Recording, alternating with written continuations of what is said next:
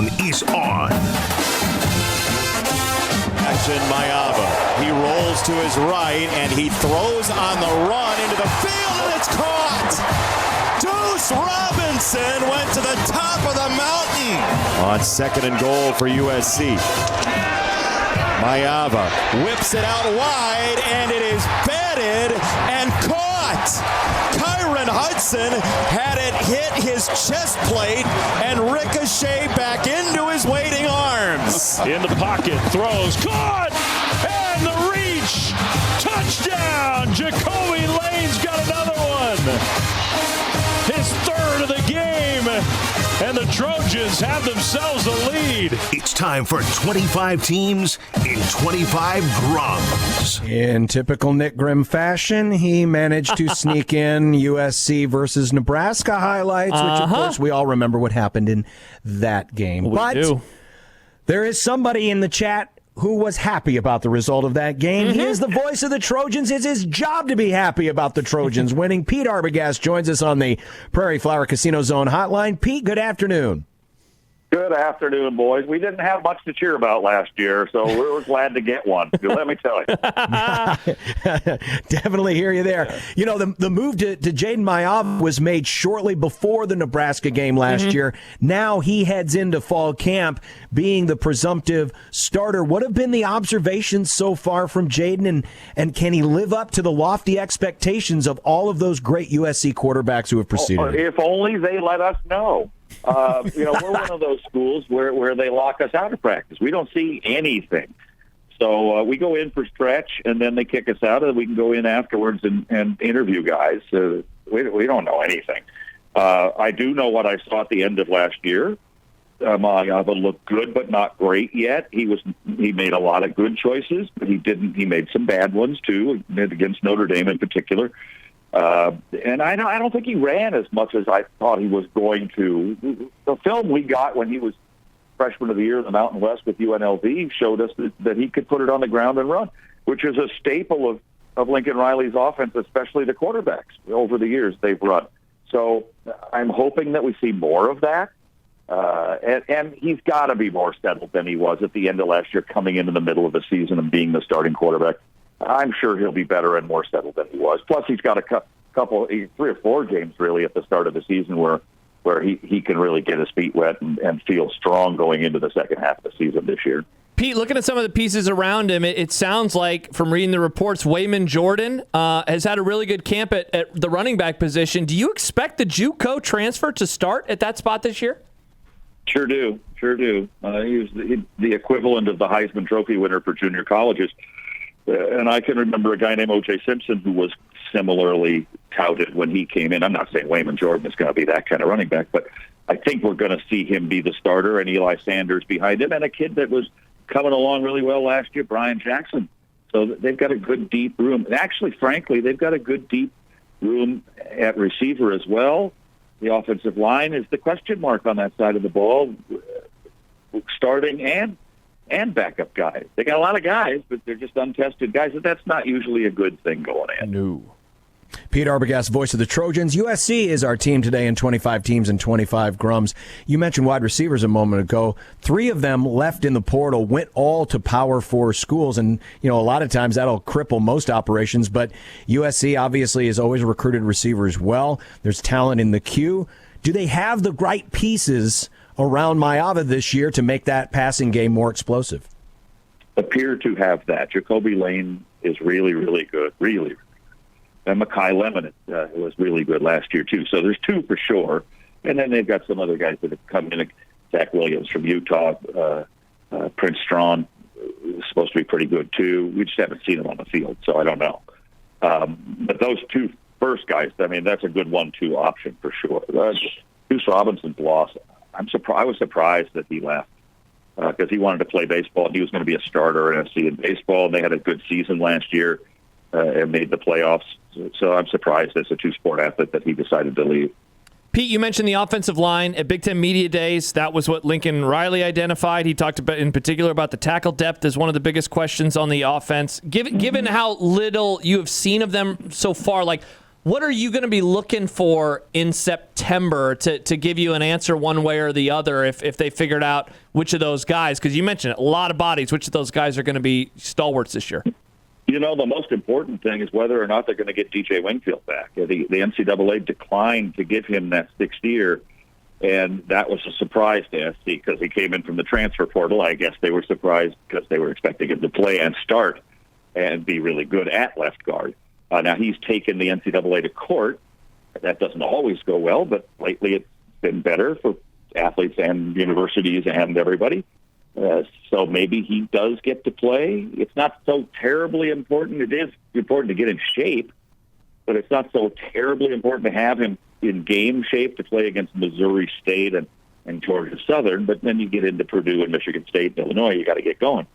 So I'm worried about whether or not he's coming back and who are the guys that are going to fill in for him if he can't.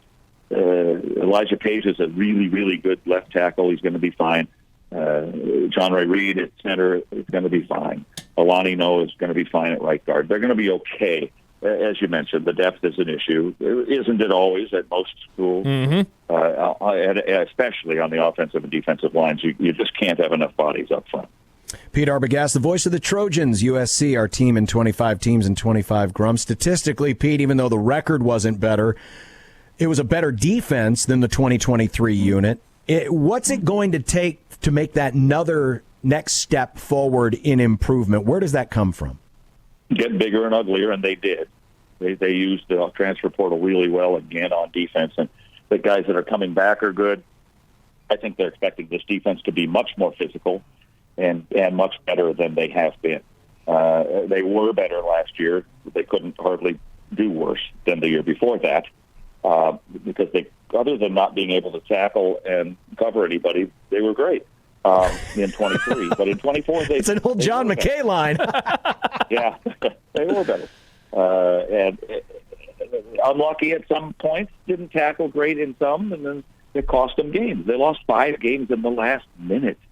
Never happens. Has never happened in my career, and I've been doing it since ¡89, and I'm a pretty good historian, and I can never remember it happening. So they're going to be bigger. They're going to be stronger. They're going to be tougher, and they worked the portal pretty well. They got a little shyer in the secondary.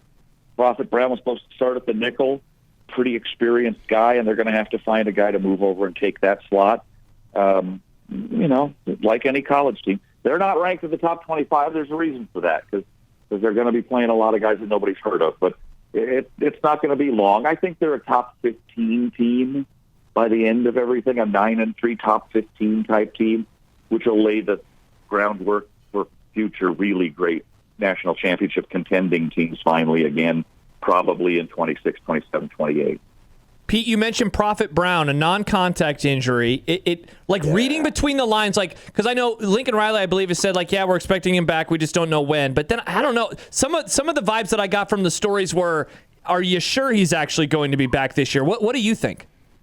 Well, I read the same thing you guys do, of course. From everything I heard, and the guy that does Locked On is a good friend of mine. And they usually know some more stuff than most of us. For whatever reason, because they get paid to do it. That's probably it. And so he said he thought he blew his leg out, doing a cut, and it's one of those injuries that he probably won't be back until November. I don't know any reason why he wouldn't, but I don't understand half of the transfer portal things that happen. It's just maybe it's personality, maybe it's money. You don't get along with your position coach, your head coach. Maybe you got a guy that all of a sudden is a head coach somewhere else that you knew really well, and he promised you something. So I don't get it. Look, as a play-by-play guy, and I've said this for a few years now, I don't pay terribly much attention to all of that. Certainly not to the NIL. I don't care. When you just give me 11 guys on the field on both sides of the ball, and let's put Nebraska's 11 guys on the field, and then we got a ball game, and I'll call the game, and I'll have a great time doing it.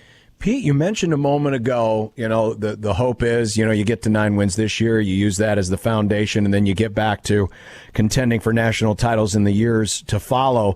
There's so much conversation certainly swirling nationally that, hey, Lincoln Riley better do something here because he's on the hot seat. Is that on the ground there in Los Angeles? Is that the talk that this season could be make or break for Lincoln Riley?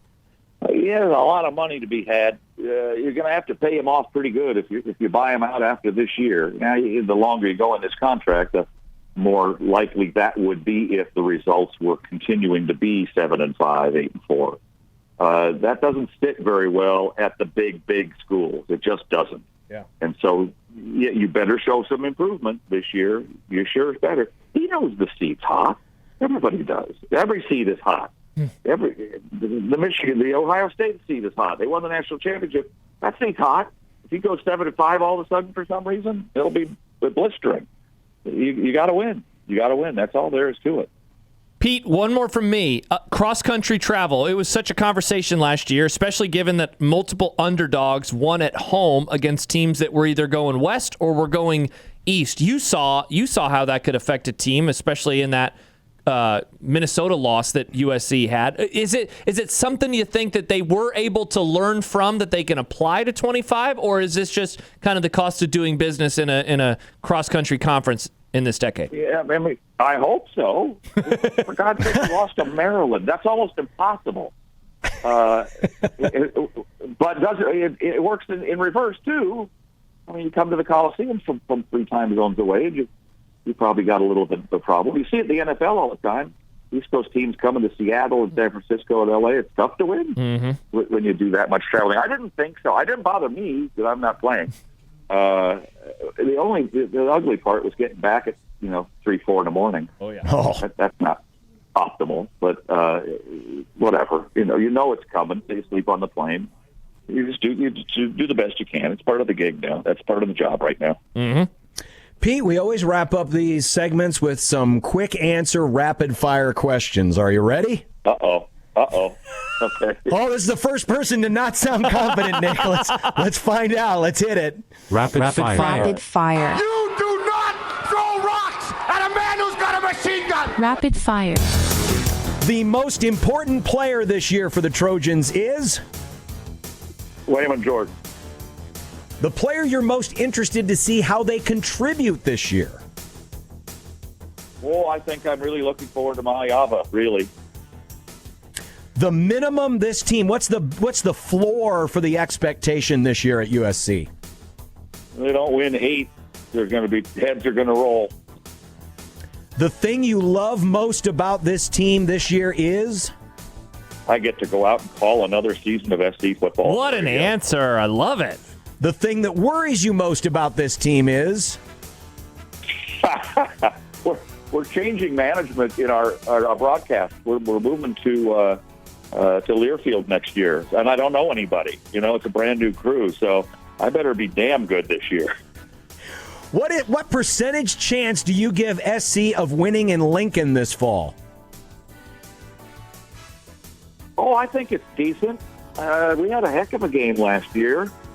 It's obviously harder on the road, and Rayola's got another year under his belt. But that's a toss-up game. I'll bet Nebraska's favored by 1 or 2. And that's all. That's just because you're home, that kind of thing. That's going to be a really good game, I think. What is your regular season record prediction for SC? Well, I'm going to go 9-3. I think we'll lose at Notre Dame and Oregon, which makes sense. We usually spit it out somewhere else. Our key game, we should be undefeated going into Illinois in Week 5, and Illinois should be undefeated going into that week. That's the key game of the season for SC. Just like we always said, SC, Illinois, big conference rivalry. Who is your pick to win the Big Ten? It sure looks like Penn State on paper, doesn't it? Yeah. They got everybody back, it seems. Geez. It's about time, too. And give me 3 teams that you like to win the national title.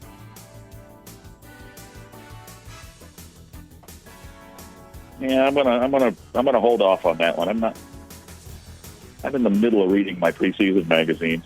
Gun to the head. Texas looks good but they got to play Ohio State and Columbus to open the thing. That's never easy.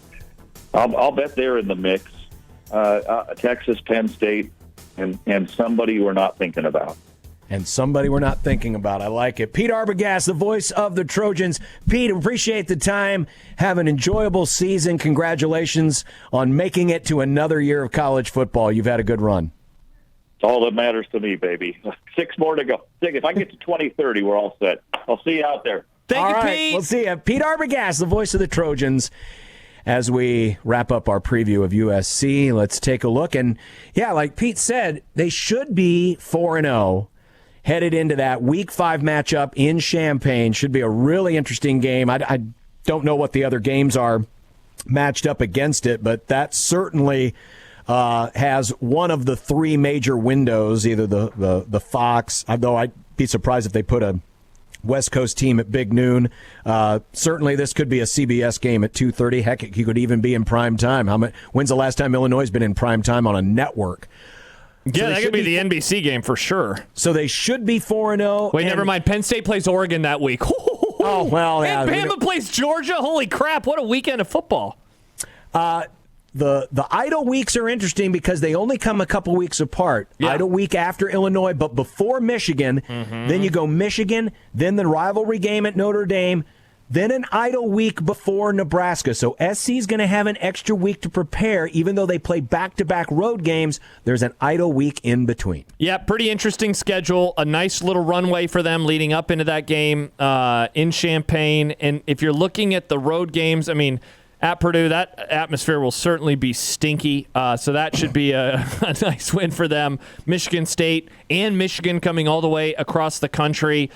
We're going to find out a lot, man. And I know Happer last year, he had on a USC guest. I can't remember the guy's name, but he's going to be on again soon. And that guy was super down on Lincoln Riley. I would say that Pete sounded so on him. It is so interesting, John, that even the voice of the Trojans is not allowed to watch a full practice. Like, yeah, Lincoln Riley and just how paranoid that guy is about everything. It is wild. Like the play-by-play voice of Nebraska, it was, of course, Greg. Moving forward, it'll be Kyle. He is going to get to watch the practices. That's how you learn about the roster. So you go into the season. And so the fact that even he doesn't have that opportunity, it just shows how paranoid Lincoln Riley is. Man, interesting schedule. And, of course, the cross-country travel is going to be all the discussion over the course of this year. Yeah, because you got to go to Purdue, to Illinois, to Notre Dame, to Nebraska, and then at Oregon. So your most of your road trips are at least halfway across the country. Actually, they're all about halfway across the country. Then, of course, Oregon, you're going up the coast.